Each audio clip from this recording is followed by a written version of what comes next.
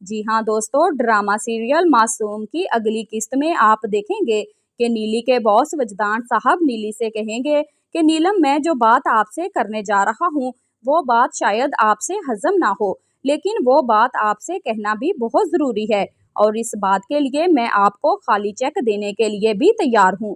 फिर नीली वजदान साहब से कहेगी कि सर, आप खुलकर बात कीजिए, क्या बात है, हमें पहेलियों में मत उलझाइए, हम तो सीधी सीधी बात करने के कायल हैं।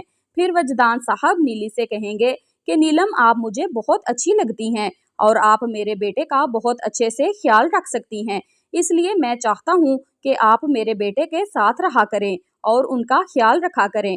फिर नीली वजदान साहब के घर नौकरी करने के लिए राजी हो जाएगी। फिर वजदान साहब की माँ को नीली बहुत ज़्यादा पसंद आ जाएगी और वो वजदान साहब को मजबूर करना शुरू हो जाएंगी कि तुम नीलम से शादी कर लो।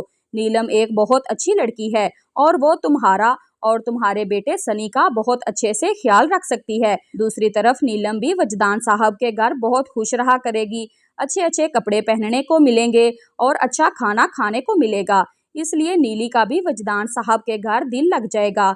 फिर एक दिन वजदान साहब की माँ नीली के घर नीलम का हाथ मांगने के लिए जाएगी। फिर नीलम के माँ बाप अपनी बेटी नीली का रिश्ता वजदान साहब को दे देंगे।